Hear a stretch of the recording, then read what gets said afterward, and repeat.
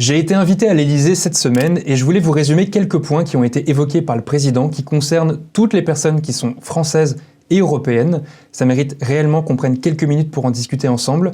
Et on va aussi parler de la phrase qu'il a prononcée et qui a provoqué de vives réactions dans de nombreux pays africains. Petit contexte, il s'agissait du discours du président aux ambassadrices et ambassadeurs.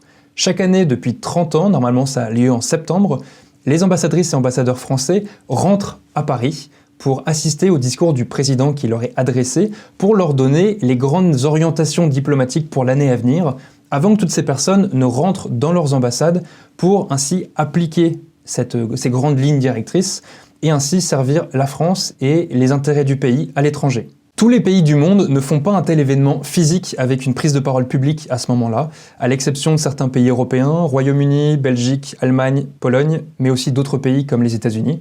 C'est vraiment passionnant à écouter parce que ça permet de voir comment chaque pays voit le monde et qu'est-ce que ce pays-là souhaite. L'idée, c'est absolument pas de répéter ce qu'il a dit puisque son discours est disponible en ligne sur le site de l'Elysée, mais plutôt de faire émerger 4 points qui me paraissent essentiels que l'on en discute entre citoyens français. Premier point, il a d'abord évoqué 3 crises internationales qui nous touchent sur le continent. La première crise est d'ordre stratégique. En Europe, il faut l'avouer, nous nous sommes fait complètement surprendre par des puissances étrangères, certaines avec des velléités impérialistes, qui ont mis en place depuis de nombreuses années des stratégies pour nous déstabiliser, pour affaiblir les pays de l'Union européenne, pour qu'ils puissent étendre leur influence sur la zone. On a d'autant plus été surpris que ces pays-là ne jouent pas avec les règles que nous nous sommes fixées pour nous-mêmes dans l'Union, ça nous a vraiment désarçonnés.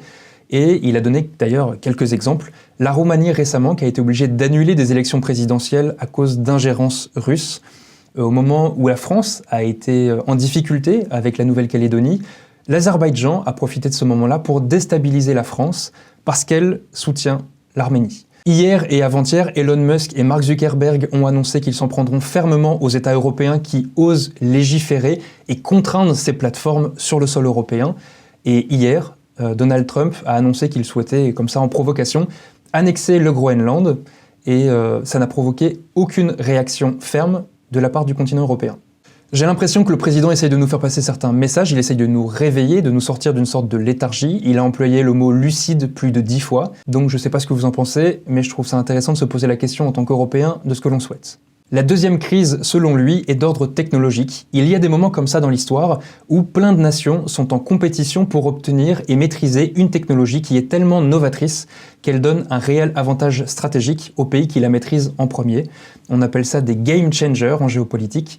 Et donc c'est pour ça qu'il a parlé de l'intelligence artificielle, mais aussi des matières premières critiques qui permettent de construire et d'alimenter tout ce système.